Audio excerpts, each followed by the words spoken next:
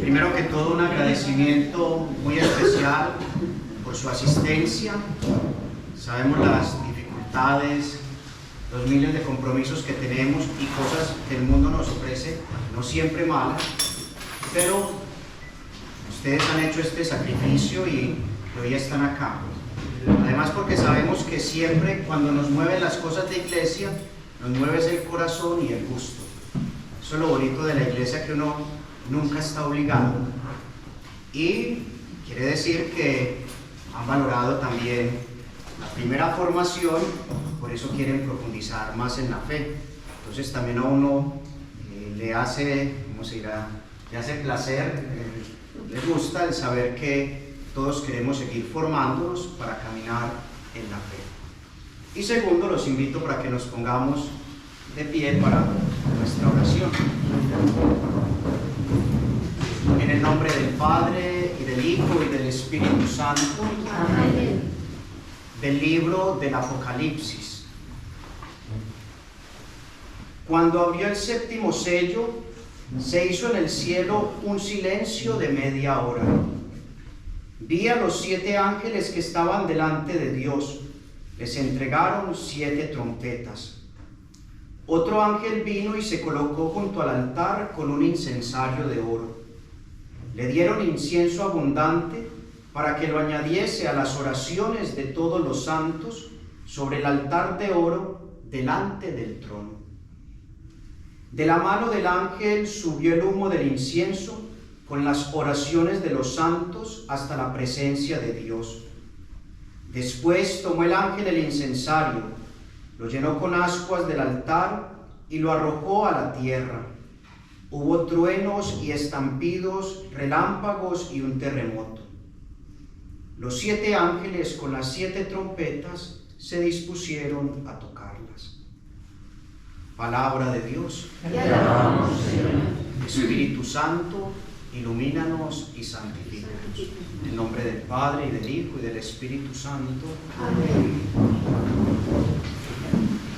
Nuestra primera parte del libro Amar la Misa versó sobre todo sobre una espiritualidad eucarística, es decir, descubrir que la misa no es simplemente la repetición de algo, sino que es la actualización del mismo sacrificio de Cristo en la cruz.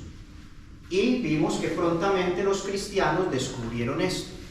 Se reunían cada 8 días, conocieron al Señor al partir el pan, y las comunidades sabían que el que come y bebe indignamente del cuerpo y la sangre de Cristo, come y bebe su propia condenación.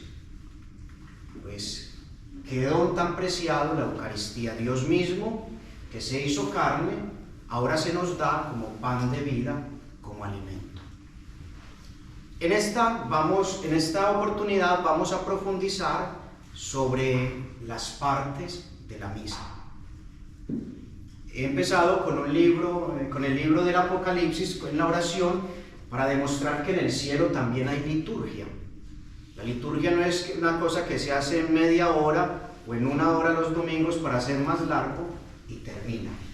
No. Participamos en esa media hora de la liturgia del cielo y nuestra conclusión de hoy será: pero toda nuestra vida se hace también liturgia y culto a Dios. 2 premisas para descubrir la celebración de la Eucaristía quiero tener para hoy. La primera, el Concilio Vaticano II nos enseñó que en las celebraciones litúrgicas, cada cual, ministro o simple fiel, al desempeñar su oficio hará todo y solo aquello que le corresponde por la naturaleza de la acción y las normas litúrgicas. ¿Por qué quiero empezar por esta? Porque queremos fomentar la participación fructuosa, activa y gozosa, pero la participación no puede convertirse en usurpación. No, cada cual hace todo lo que le corresponde, pero también en la misa cada uno hace solo lo que le corresponde. Es el gran principio. Por eso el ministro ordenado hace todo lo del ministro ordenado, el fiel hace todo lo que le pertenece a los fieles. Además, porque participación no es simplemente acción, digámoslo así, física, externa. Veremos, lo podemos decir de una vez, la participación más grande es la espiritual, la del corazón, e incluso exige, por respeto, el silencio. Y la segunda premisa,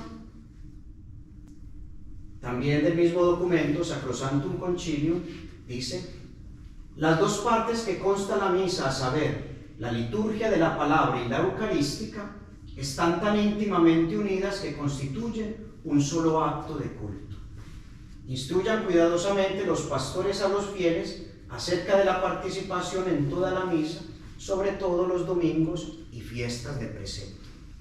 Esta segunda premisa es importante porque vamos a ver las partes de la misa, ¿cierto? Y si hablamos de partes, es importantísimo ver esto: están íntimamente unidas. El concilio habla de dos partes. Hoy vamos a ver en nuestra división otras más, pero son dos grandes partes: la liturgia de la palabra y la liturgia de la Eucaristía. Dos partes de la misa. Pero Oriente, y eso debemos beber de la espiritualidad de los orientales, no distingue partes. Nosotros los occidentales usamos más de partir, definir y ir más a lo particular. Oriente no. Tan así es que nosotros nos hemos matado mucho tiempo la cabeza descifrando el momento exacto, la palabra exacta con la que Jesús viene al pan. Y ya hemos discutido si se hace cuando el sacerdote dice que se conviertan en el cuerpo y la sangre, o si cuando el sacerdote dice tomad y comed, tomad y bebed. Oriente no tiene ese problema porque para ellos la misa es un único acto de culto y todo es importante. Tan importante que no se debe omitir ninguna de las partes. Entonces, esa es la segunda premisa. Debemos saber que aunque hablemos de liturgia de la palabra y liturgia de la Eucaristía, es un único acto de culto. Por eso, la importancia de participar en toda la celebración. Además, nos privaríamos de un banquete si llegásemos tarde o participásemos solo de una parte. O nos privamos del banquete de la palabra o nos privamos del banquete de la Eucaristía. Y luego de estas dos premisas, ahora sí vamos a la misa. Pero la misa necesita preparación. Una preparación, vamos a ir a la preparación de todos. Una preparación obviamente previa del ministro, que debe mirar los textos, qué liturgia pertenece, los lectores mirar, ensayar las lecturas. Exige preparación por respeto al Señor y también por respeto a los hermanos, porque una mala lectura es hacer sufrir a los hermanos. Una mala lectura de la palabra de Dios, uno diría, fui tartamudo al transmitir la palabra de Dios. Igual nosotros los ministros. Esa preparación la vemos incluso con el inicio de la celebración. Primero, reunirnos. Lo primero que dice la liturgia, inicia la liturgia ya, podríamos decir, desde el reunirse, aunque sea preparación, empieza la liturgia. Reunirnos para esperar la procesión de entrada. Dice la ordenación general del misal romano que la liturgia comienza estando el pueblo de Dios reunido, el sacerdote revestido con los otros ministros, inicia la celebración. Importantísimo este punto, porque antes del concilio la liturgia versaba sobre el sacerdote. Cuando el sacerdote empieza, es cuando empieza la liturgia. Ahora el concilio lo dice cuando estamos reunidos. Es decir, que el acento no está solo en el que nos va a presidir. Ya inicia desde que estamos todos reunidos. Y a veces no percibimos ese detalle. Por eso, para demostrar mejor que estamos todos reunidos, la puntualidad. La liturgia exige puntualidad. Si vamos llegando a distintos momentos, pues distraemos e iniciamos esa liturgia estando incompletos. Tan fuerte es que no se nota casi, pero la rúbrica dice que cuando un presbítero ha llegado tarde, no se le debe admitir ya en la concelebración. Se notan los fieles, no se notarían los fieles, pero en un presbítero se dice no se admita a la celebración, reunirnos. Luego viene el revestirse de los presbíteros. El vestirse tiene una connotación incluso antropológica, digámoslo así. Nacemos desnudos e inmediatamente nos cubren porque tenemos necesidad de revestirnos, pero también teológica. Sabemos que los primeros hombres, nuestros primeros padres, Adán y Eva, estaban desnudos y Dios lo que hace es hacer unas túnicas para ellos, para quitarle las hojas que se habían puesto a causa de la vergüenza cuando habían pecado. El hecho de revestirse está atestiguado. En el Antiguo Testamento era importantísimo cómo se revestía el sacerdote.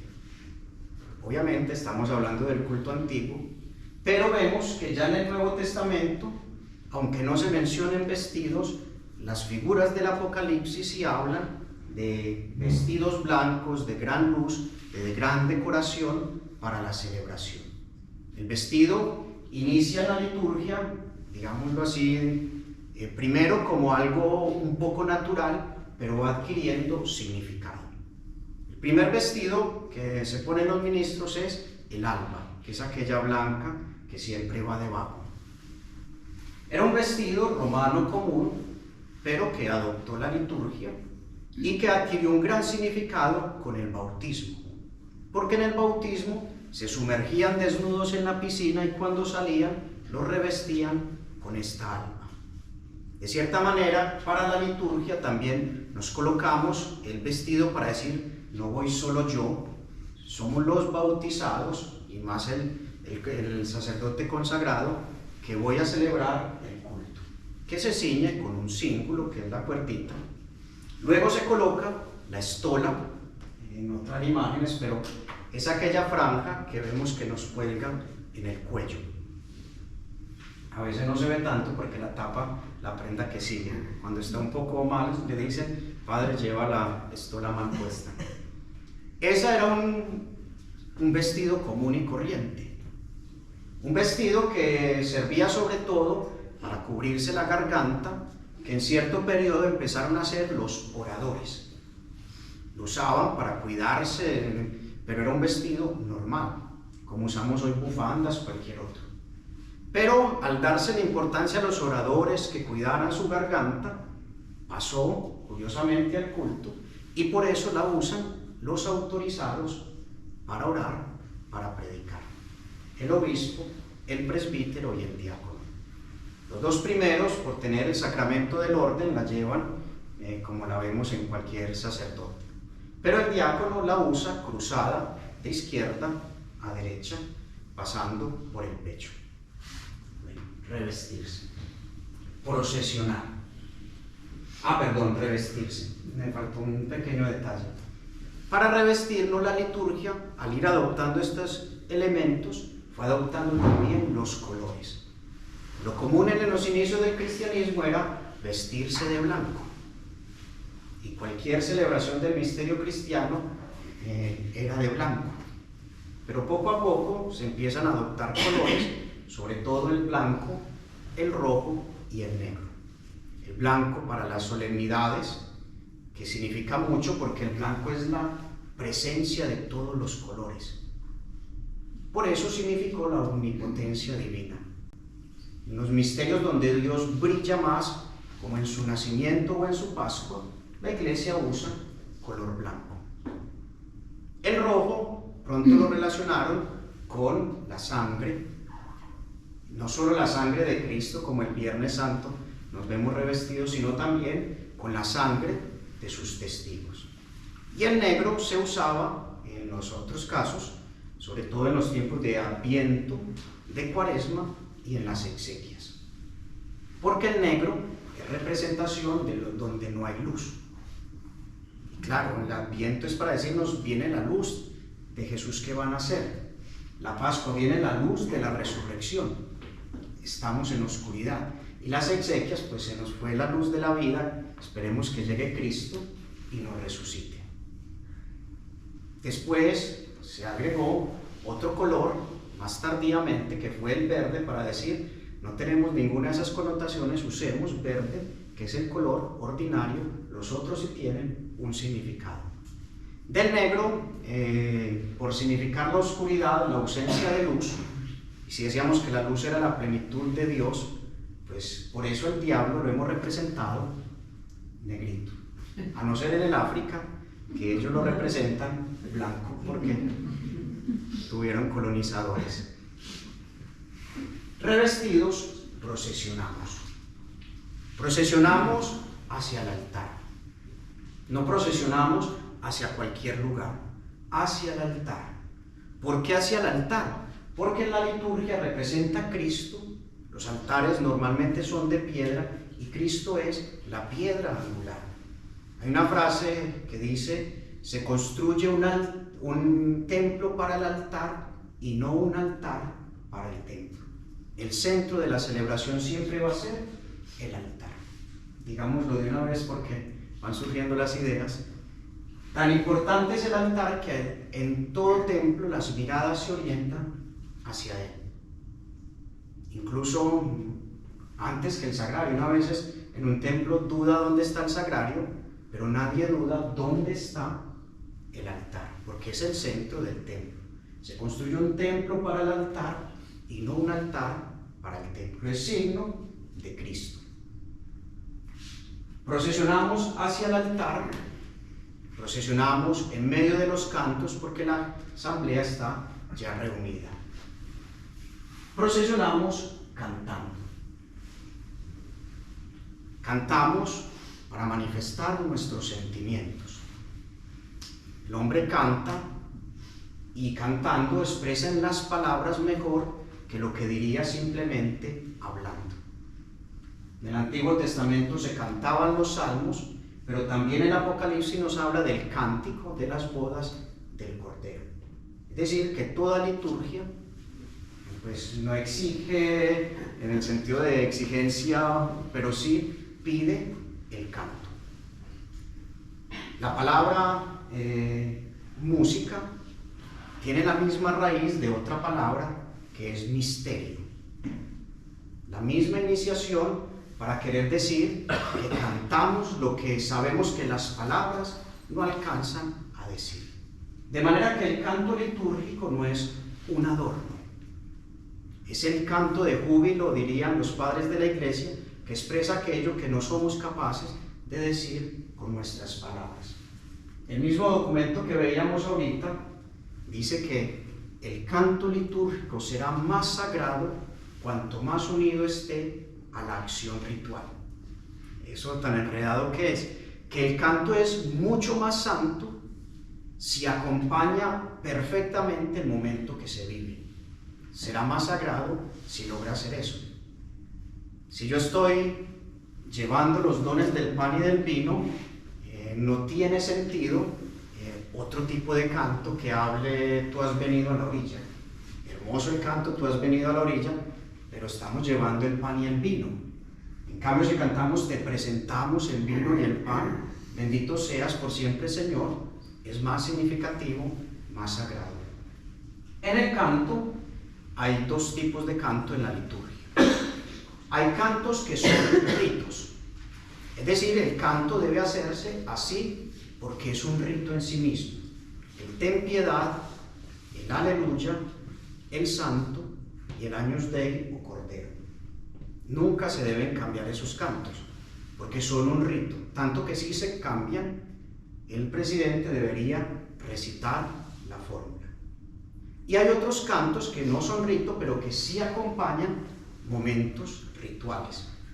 Por eso, mientras vamos en la procesión de entrada, se hace un canto que acompaña esa entrada y que debe expresar que vamos juntos caminando hacia el altar, vamos gozosos. Qué alegría cuando me dijeron, vamos a la casa del Señor. Esos cantos, los que son músicos, deben tratar de hacerse que duren lo que dure la acción ritual, porque acompañan la acción ritual, no son propiamente un rito. Si ya acabé de distribuir la comunión, no tiene sentido que siga sonando otras 2, 3 estrofas del canto de comunión, porque la comunión, si es canto de comunión y acabó la comunión, debiera finalizar el canto. Claro, uno no va en medio del canto y apagarlo en media estrofa, no, se termina, pero no se alarga. Bueno, el canto. Llegamos al altar. Inmediatamente se llega al altar, se besa. Ya nos dice otro signo litúrgico: besar el altar. ¿Por qué se besa? Porque no es cualquier cosa, fue consagrado por el mismo obispo para ser el lugar del sacrificio. Y representa, decíamos ya, a Cristo mismo. Por eso el altar se debe mantener limpio, despejado de tantas cosas, porque el altar se hizo para el sacrificio. ¿Qué se coloca en el altar?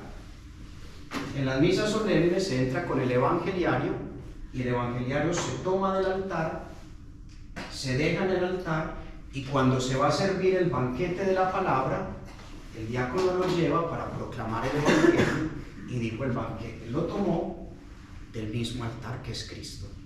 Eso significa la unidad de las dos liturgias. ¿Qué más se coloca en el altar? El pan y el vino, que se convierten en el cuerpo y la sangre del Señor, también para alimentar a los fieles. Claro, vamos a tener que poner un misal y un micrófono, pero no es para colocar más cosas, porque el altar representa a Cristo, y por eso en el altar debe estar lo necesario para Cristo. Lo engalanamos con los cirios, con las flores, pero con nada más, porque es Cristo mismo. Lo besamos y después se inciensa el altar. El incienso ha sido usado en muchas religiones para el culto. Significa, en nuestra fe, ya traigámoslo para evitar un recorrido, la oración que sube a Dios. Pero también el incienso, al quemarse los granos, hace como humo, como sombra, como una nube de humo que sube a la presencia de Dios. Había una profecía que decía que de todas partes se ofrecerá el incienso al Señor. Se cumple en nuestra liturgia, en todo el mundo se ofrece el incienso al Señor. Esa nube también simboliza la presencia del Espíritu, la presencia de Dios. En el Antiguo Testamento una nube cubría al pueblo de día y una columna de fuego de noche. A la Virgen María también dice el ángel, la sombra del Altísimo te cubrirá, por eso el Hijo que vas a dar será llamado el Santo de Dios. De manera que la nube es el Espíritu que recoge nuestras oraciones y por Jesucristo nuestro Señor llegan hasta el Padre. Esa es la característica del incienso. Huele bien, son nuestras buenas obras, son el pan y el vino también, pero el pan y el vino significan muchas cosas más, todas las fatigas para hacer lo posible en el altar, que suben como aroma agradable a la presencia de Dios. Y de esa manera incensamos. ¿Qué se inciensa en la misa? Las cosas más importantes. En la liturgia se inciensa en primer lugar el altar, luego se inciensa el libro de los evangelios, luego se inciensan los dones del pan y el vino que se convertirán en el cuerpo y la sangre del Señor, se inciensa al ministro que nos preside con sus concelebrantes y luego se inciensa al pueblo santo de Dios, porque todos manifiestan la presencia de Dios. Si la asamblea, aunque no diga que no está participando porque no hace, sí, porque yo también soy presencia de Dios, por eso me están incensando en las solemnidades. Entonces no es algo accesorio. No hemos empezado la misa y ya hemos activado la inmensa mayoría de nuestros sentidos. Vemos, oímos, hablamos al cantar, olemos el incienso. Solo nos falta el gusto, que nos toca esperar hasta que termine de prepararse el banquete para poderlo comulgar. Ahí un poco más, porque He traído esta imagen para significar dos cosas. La liturgia sí es un hacer, pero es hacer el memorial que Cristo nos dejó. La Eucaristía ya es significativa porque lo tiene todo. ¿Qué más significativo que Cristo murió, resucitó por nosotros, nos dejó su Eucaristía y es la misma que se actualiza en la simple misa? ¿Qué más hay que ponerle si Él nos lo dio todo? Lo que pongamos puede significar un aspecto de lo que ya está en esa realidad, pero no es capaz de transformarse en realidad, porque solo el pan y el vino se van a convertir en realidad y solo la palabra proclamada nos transforma en realidad. Por eso, aunque la liturgia es un hacer según la voluntad de Dios. Hay un principio, ahí sí no recuerdo el texto exacto, pero que dice que nadie en la liturgia, ni el ministro ni el pueblo, deben cambiar nada por arbitrariedad. Corresponde a la iglesia, a los obispos en su diócesis y a la congregación para el culto divino legislar en cuestión de liturgia. Yo tenía un profesor que decía algo muy sabio y decía: si su idea es tan sabia, tan buena y tan significativa, ¿por qué no la manda a Roma para que la hagan en todo el mundo si es maravillosa? Porque si es una payasada, pues entonces ahórresela, y si no sabe que no va a servir, ¿para qué la va a hacer? Bueno, las manos. Pero también, fuera de las manos, ese hacer, esta imagen es muy famosa, está en la Capilla Sistina y es el Génesis, es Dios, la mano de Dios y Adán. Bueno, ya estoy mirando, esta es la de Dios y esta es la de Adán. Es curioso porque la representación dice que Dios extiende su dedo, pero que Adán lo deja torcido porque no es capaz de cumplir perfectamente. Entonces en la liturgia debemos reconocer con humildad que es más grande lo que se nos es dado, la misericordia y la fidelidad de Dios, que la nuestra. Pero no por eso debemos dejar de participar. Y finalmente, porque aquí como que hay un espacio, que yo lo voy a llamar aquí, me sirve para esta, el silencio. Ya lo decía, la gran participación nuestra, irónicamente, es el silencio sagrado, como lo llama el Concilio Vaticano II. De hecho, lo pide en dos momentos, pero puede hacerse en más. Después de proclamarse el Evangelio o después de la homilía, un silencio sagrado para meditar la palabra de Dios. Después de comulgar, un silencio sagrado para agradecer, comprender a quien hemos recibido. Además, porque es imposible sin silencio la comunicación. Si todos hablásemos al mismo tiempo, es un hablar, pero nadie diría nada. Ustedes están en silencio y por eso el mensaje se está captando mejor. En la liturgia también un silencio sagrado que nos invita a dirigir todos los sentidos a lo que se hace, a lo que se dice, a lo que se proclama. Porque a veces hacemos signos que para muchos fieles incluso dicen: yo nunca había visto eso. Adelantemos uno. Yo creo que todos han visto que antes del Cordero de Dios, el sacerdote fracciona el pan, que ya sería el cuerpo de Cristo. Pregunta: ¿en cuántas partes?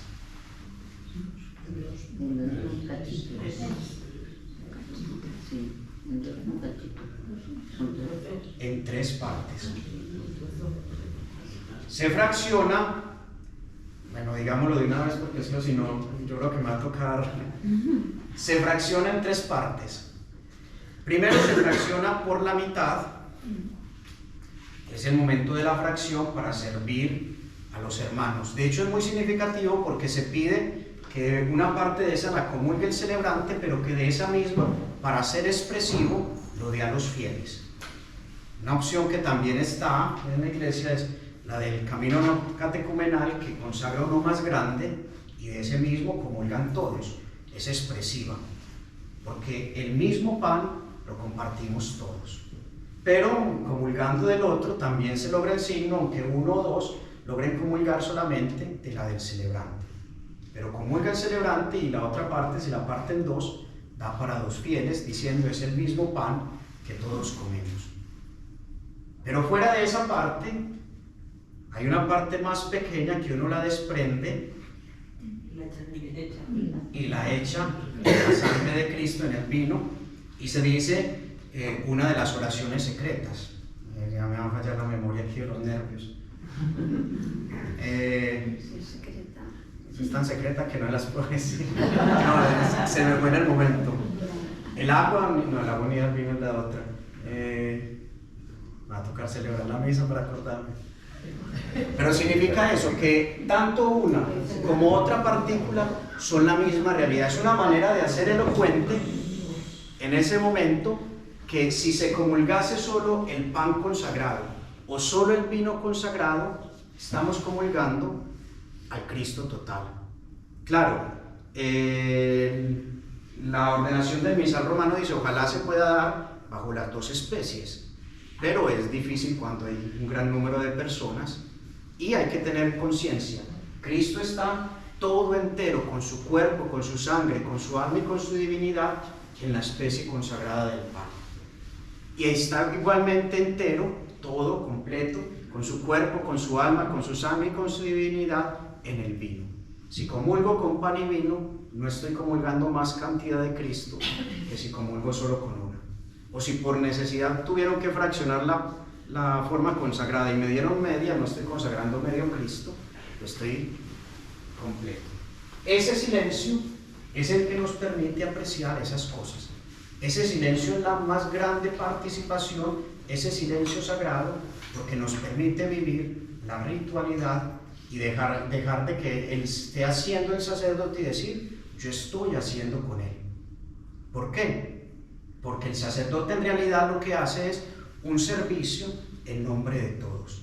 Claro, el sacerdocio ordenado, ministerial, sirve al sacerdocio común de todos los fieles. De manera que nuestro sacerdocio tiene también sentido por el sacerdocio bautismal o común de toda la iglesia. Nosotros lo que hacemos es recoger, obvio se necesita el ministerio ordenado para poder hacerlo, pero recogemos lo que todo el pueblo va a ofrecer. Después del silencio, y les prometo que me va a demorar 15 minutos, vemos que ahora se inicia la misa con los ritos iniciales. El primero es el inicio de la celebración, que se hace con el signo de la cruz. Seguimos todos de pies, iniciamos la celebración trazando la cruz sobre nuestro cuerpo. Curiosamente, de igual manera, termina la celebración. No curiosamente, Dios hizo así, nos la regaló así. Inicia con el signo de la cruz, que no es solo el signo de nuestra redención, sino una profesión también, porque la hacemos profesando nuestra fe en la Trinidad, en el Padre, en el Hijo, en el Espíritu Santo, y reafirmando amén, que amén es esa palabra hebrea que significa también así sea, yo creo, ese es mi asentimiento, esa es mi fe. Luego sigue el acto penitencial.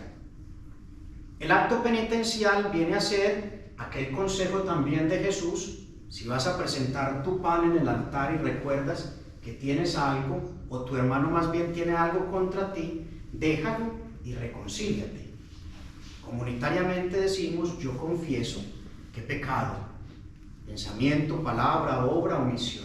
Bueno, en realidad hay 3 formas, pero es una confesión de nuestro pecado. Pero no solo de nuestro pecado.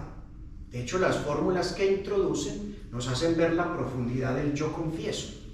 No es solo yo me confieso o yo me declaro culpable de los pecados. Es también una declaración de nuestra fe en Dios, que nos ama y nos perdona.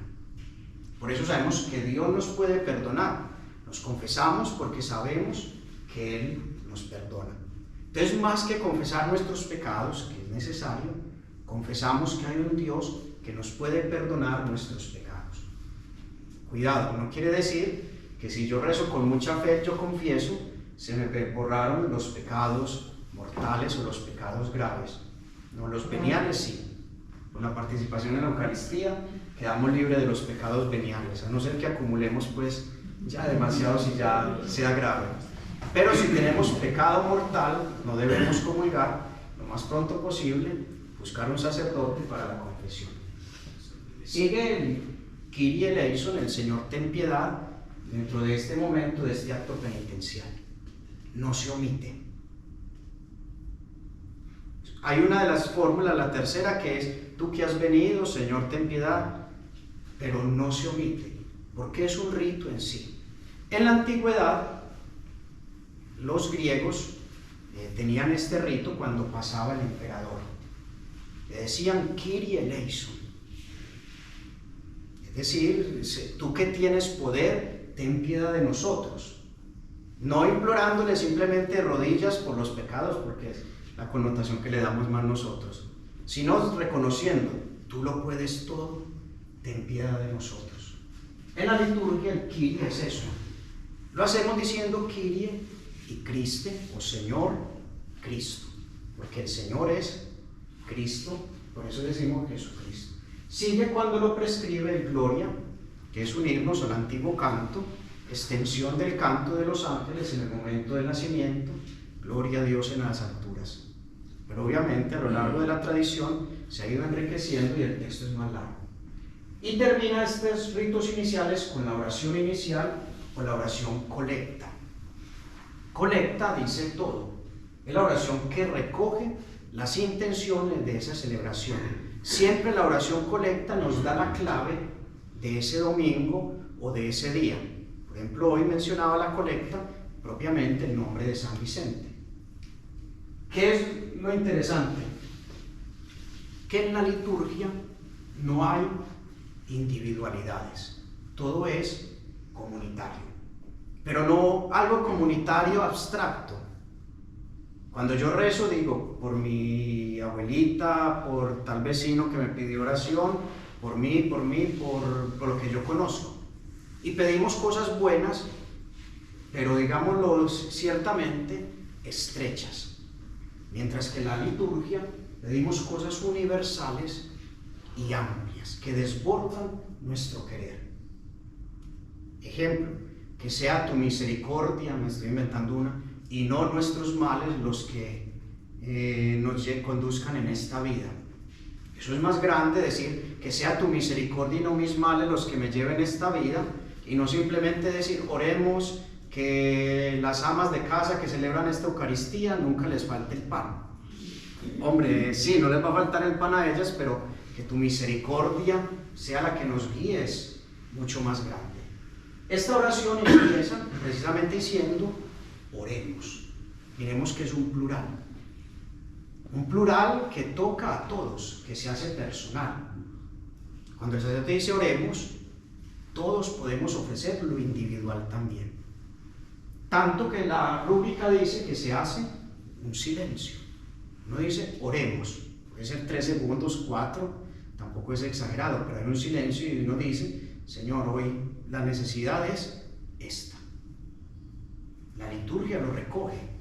Si hacemos silencio y lo ofrecemos en el corazón, es más grande que si cada uno empezara a decir en la misa: yo oro por tal, yo oro por tal, yo oro por... No, Dios escucha el corazón. Y después del silencio, el sacerdote extiende las manos y vemos ya ese gran signo. Las manos extendidas es abrazando, recogiéndolo de todos, pero imitando también a Cristo en la cruz. Los padres de la iglesia decían que Adán y Eva alargaron sus manos para coger el fruto del árbol y nos heredaron el pecado, pero Cristo nos heredó. El que alargó sus manos fue no por soberbia, sino hacia la cruz en donación, y por eso nos permite orar de nuevo con los brazos abiertos, elevando nuestras manos al Padre.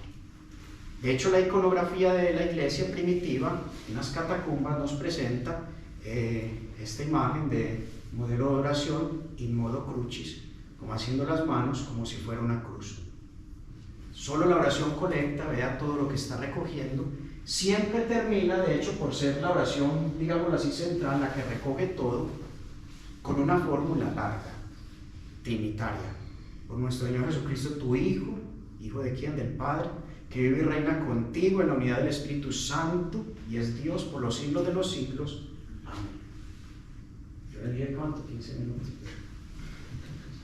Sigue propiamente el banquete de la liturgia de la palabra. Sencillo, hay una primera lectura, un salmo, siempre. Siempre. Según los tiempos, a veces son del Antiguo Testamento, pero hay otros que la primera lectura, como en Pascua, es del Nuevo Testamento, de los Hechos de los Apóstoles. Un salmo, la segunda lectura. Es un modo muy grande de participación.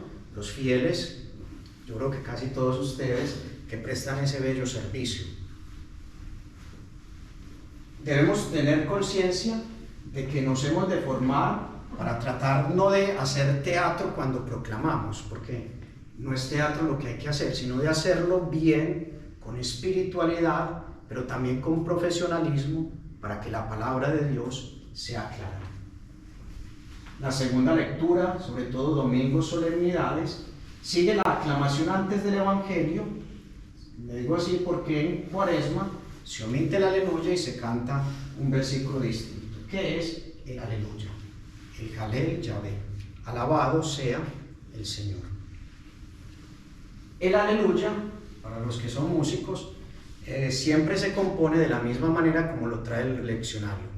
Se canta primero aleluya, luego viene un versículo del Evangelio y nuevamente se canta aleluya. Cuando se ha cantado y se canta estrofa, que es un versículo del Evangelio, sobraría un poco leer del leccionario esta aclamación, porque ya se hizo con el versículo que se cantó. Entonces es más bien pedagógico hacer o cantado o si lo leo está bien también, pero no juntarlas porque es como redundar un signo que ya se hizo. Y se proclama el Evangelio. Ya veíamos el evangeliario, la dignidad, como el diácono lo trae del altar para servirlo.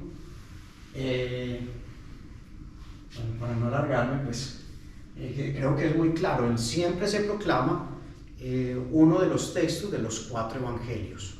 La liturgia lo ha organizado en ciclos, pero también la normal en años pares, impares. ¿Para qué? Tratando de que el tesoro inagotable de la palabra de Dios sea leído más o menos en 3 años, escuchado casi toda, no toda, por los fieles. Es un gran avance de la liturgia, porque antes del concilio se leían unos pocos textos durante el año y se repetían cada año y cada año. Ahora el concilio nos ofrece la oportunidad de escuchar la palabra de Dios en toda su riqueza. Decía, tiene tanta dignidad el Evangelio que es inciensa. Tiene 2 oraciones secretas, que se dice sobre el diácono o la dice el propio celebrante de cara al altar, que es que el Señor lo haga digno para proclamar el Evangelio a los fieles. Y la última, cuando ves el libro, es que las palabras de ese santo Evangelio perdonen todos los pecados. La homilía, el Papa Francisco es muy pedagógico en ella. La profesión de fe es Dios el que sigue hablando. La profesión de fe es de ahora nosotros respondemos a Dios, y la oración universal. La profesión de fe es el credo. El credo, en su estructura, ¿cuántas veces dice creo? ¿En quién creemos?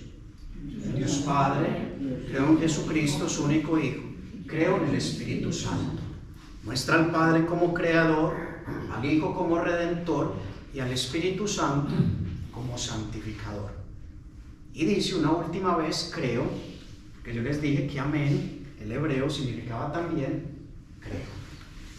Entonces, creo en Dios Padre, Creador, Dios Hijo Redentor, Espíritu Santo, Santificador. Esa profesión de fe está en clave más histórica y es muy bonita porque habla de lo que hace Dios por nosotros. Dios es más de eso que profesamos. Dios es mucho más.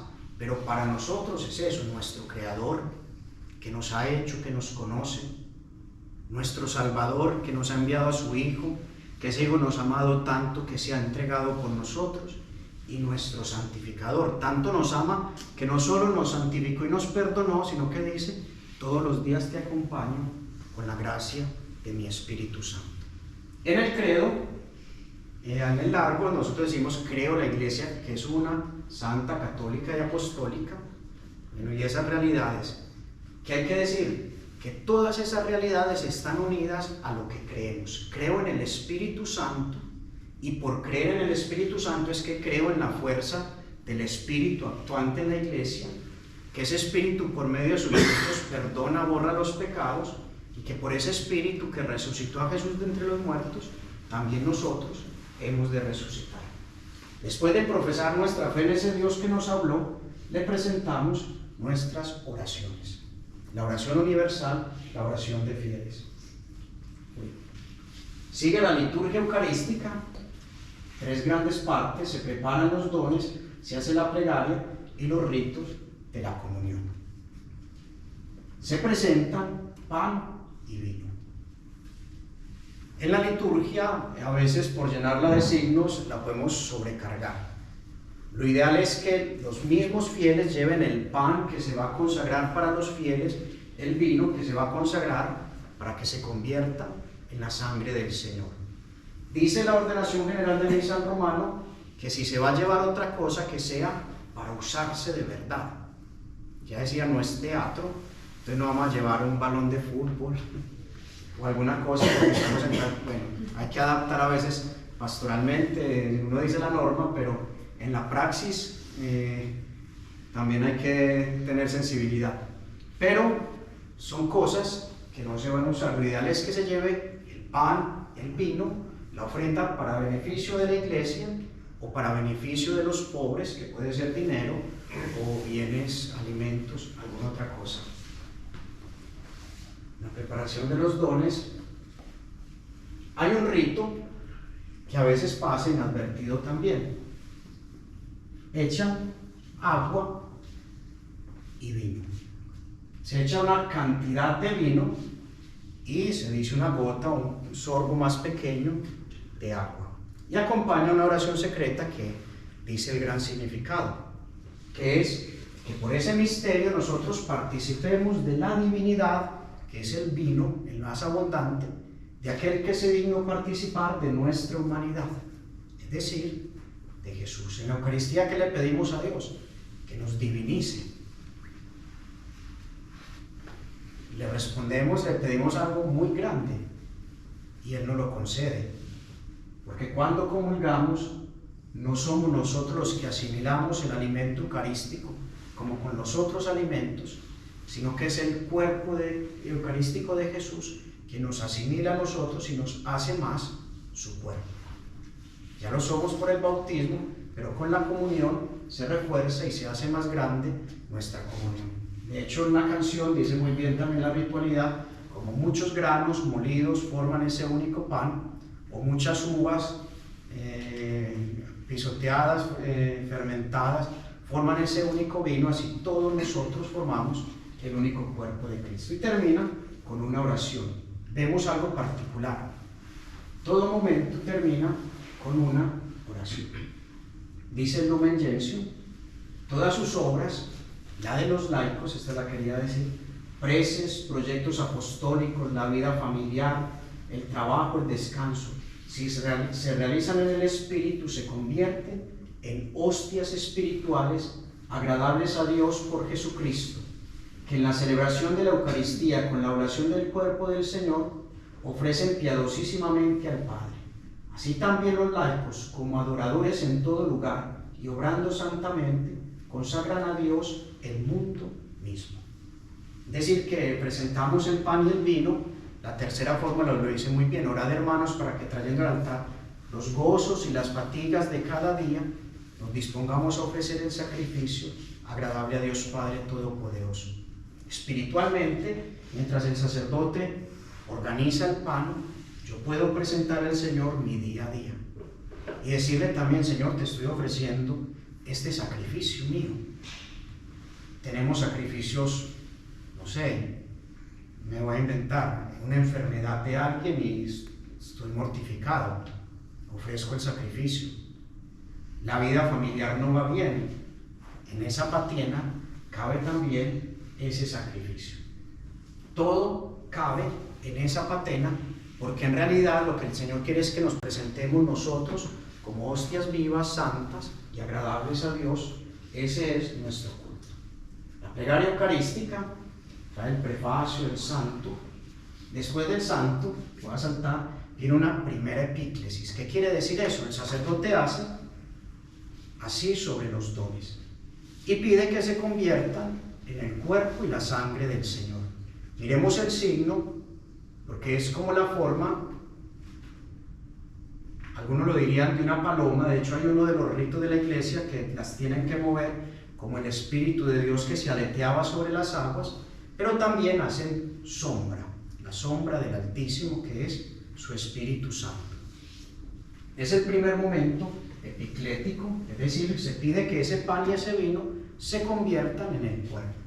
Hay un segundo momento que se hace otra, está el sacerdote con las manos extendidas, pero pide que también nosotros nos transformemos en el cuerpo del Señor, que es ya después de la consagración, que seamos todos víctima viva para alabanza de tu gloria, que seamos en Cristo en un solo cuerpo y un solo espíritu. Y si el Señor lo hace sobre el pan y el vino, también lo hace sobre nosotros. El relato de la institución, momento central, aquí se pide estar de rodillas. Es como pide la iglesia estar en el momento, a no ser que estemos enfermos, los mayores están dispensados, tranquilos. Bueno, y pasemos, termina con una doxología por Cristo, con el hielo. Pasemos a los ritos antes de la comunión, el Padre Nuestro, conscientes.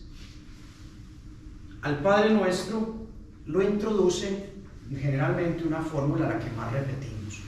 Fieles a la recomendación del Salvador y siguiendo su divina enseñanza, nos atrevemos a decir. Esa fórmula, un autor protestante dice que lo maravilla y lo cuestiona al recitar el Padre Nuestro.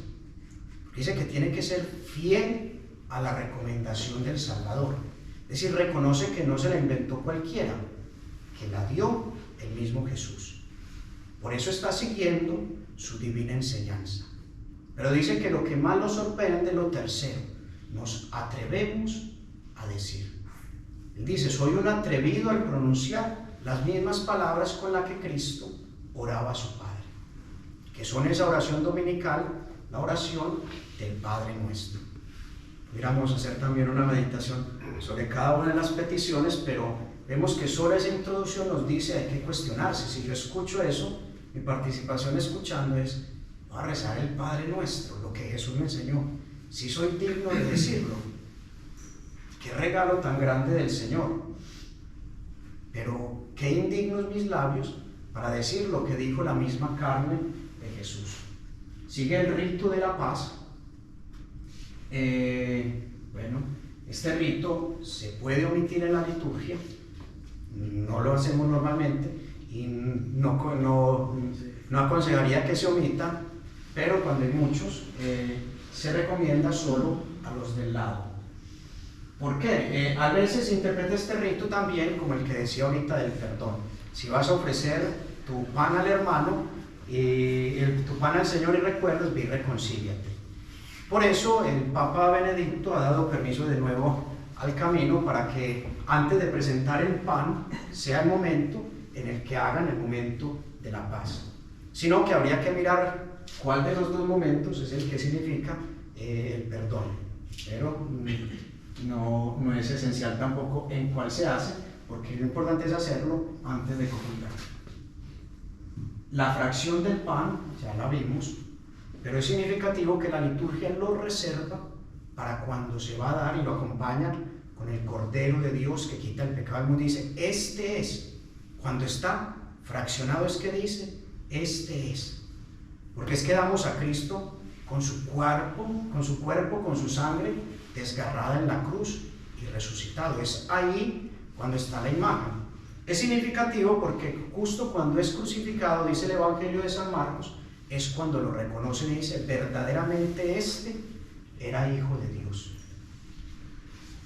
Tan poco teatral es la Eucaristía y tan real que la Iglesia pudiera haber dicho: tomó pan, lo partió y lo dio a sus discípulos, y en la consagración decir: partamos.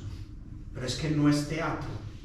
Aunque merecen respeto y los momentos dicen algo, el momento de fraccionarlo es justo antes de darlo a los hermanos.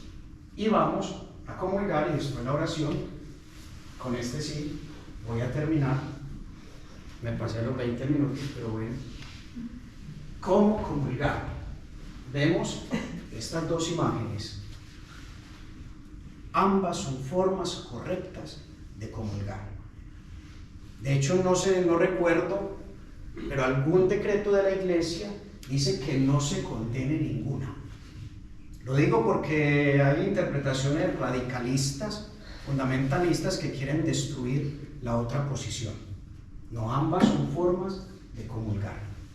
Es más, la más antigua es comulgar en la mano. Todo el primer milenio la Iglesia comulgó en la mano. El segundo milenio la Iglesia empezó a comulgar recibiéndola directamente en sus labios por manos del sacerdote, que tenía las manos consagradas para confeccionar la Eucaristía y para darnos, como una madre da su alimento. Ambas preciosísimas formas de comulgar. La de la mano, dice San Cirilo de Jerusalén en el 386, en una catequesis, a los que hacían el catecumenado, dice: cuando te acerques, avanza, no con las manos extendidas ni con los dedos separados. Decía, sino haz de tu mano izquierda un trono para la mano derecha. De tu izquierda un trono para la mano derecha, porque ésta tiene que recibir al Rey, y recibe el cuerpo de Cristo en la palma de la mano diciendo amén. Claro, en el medioevo empezó la superstición, empezaron a llevarse la Eucaristía, no han terminado la superstición, y la sembraban en los campos, que para que fueran más. Y el medioevo también tuvo este florecer de espiritualidad eucarística. El Corpus Christi se instituye en el medioevo. Entonces, claro, la Iglesia empieza a comulgar ya no en la mano, sino en los labios. Decía esto para que miremos, comulguemos bien y ayudemos.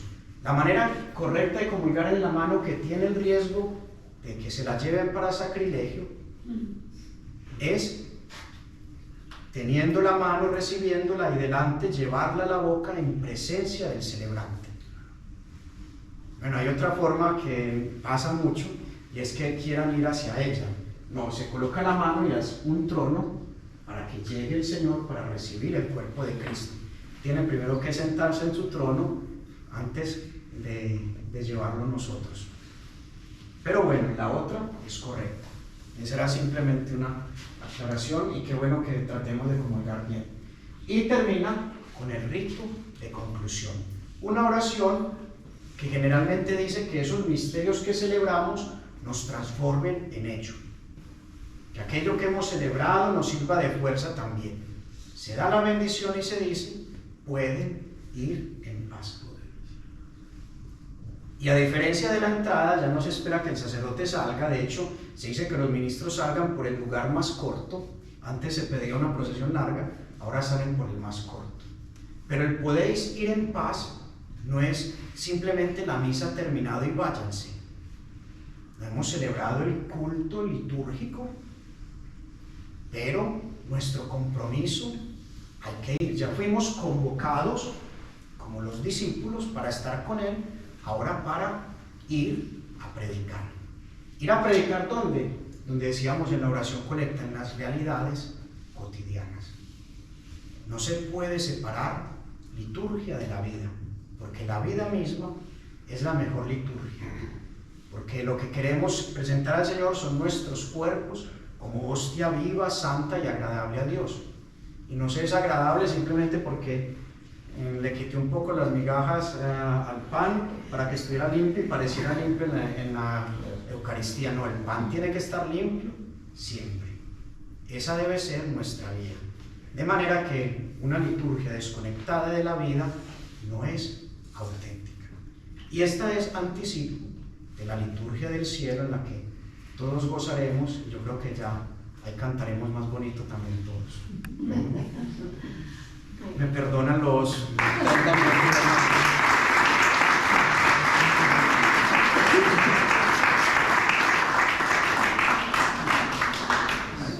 Le damos la palabra a nuestro moderador. Bien, agradecemos al Padre Jaime por compartir con nosotros este gran misterio de la Eucaristía.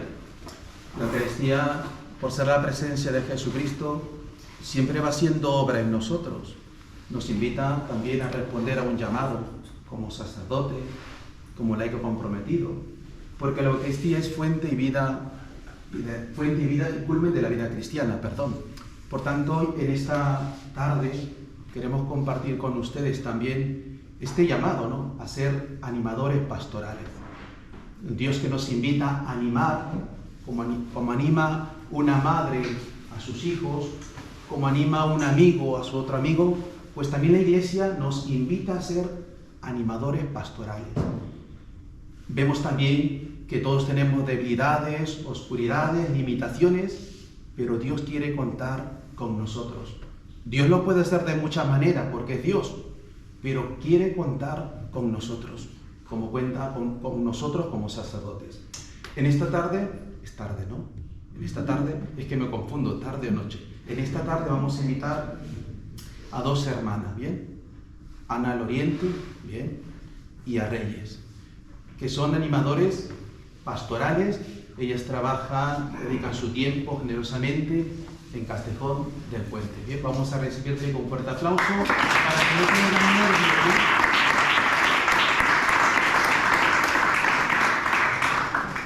Bueno, buenas tardes a todos.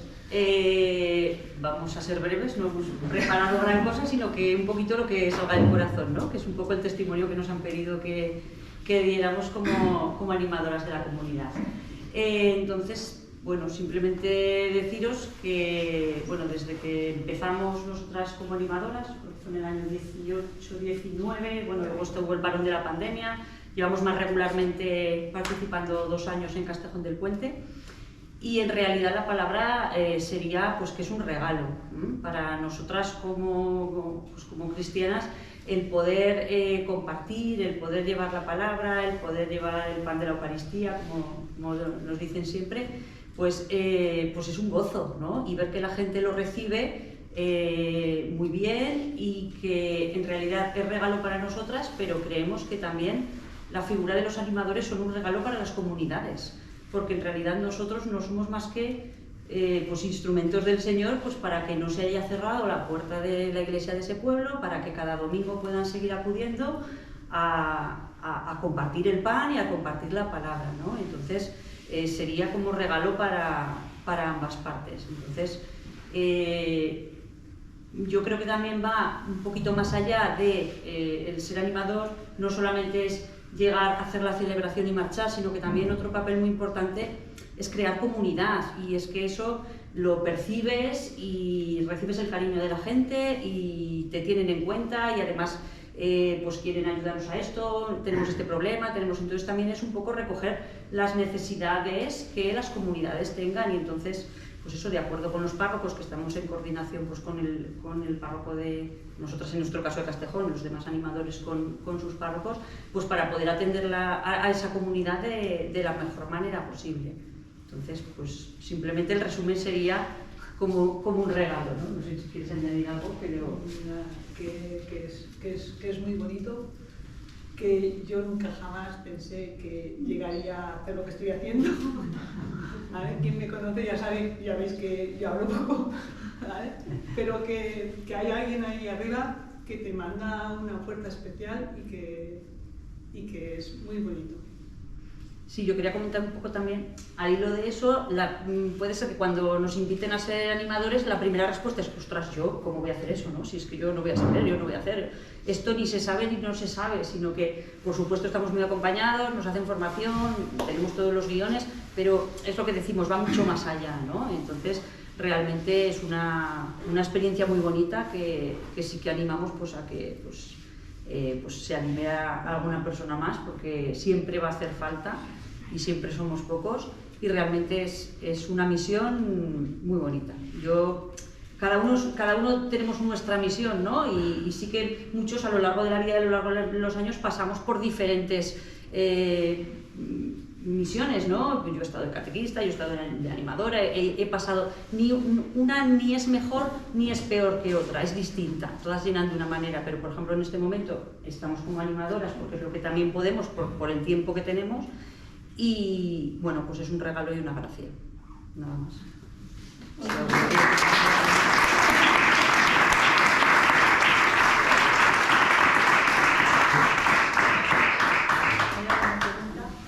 Bueno, muchas gracias por asistir a esta formación. Qué importante es formarnos, aunque quizás a veces uno dice, pues ya conozco, ¿no? Yo ya sé, ¿no?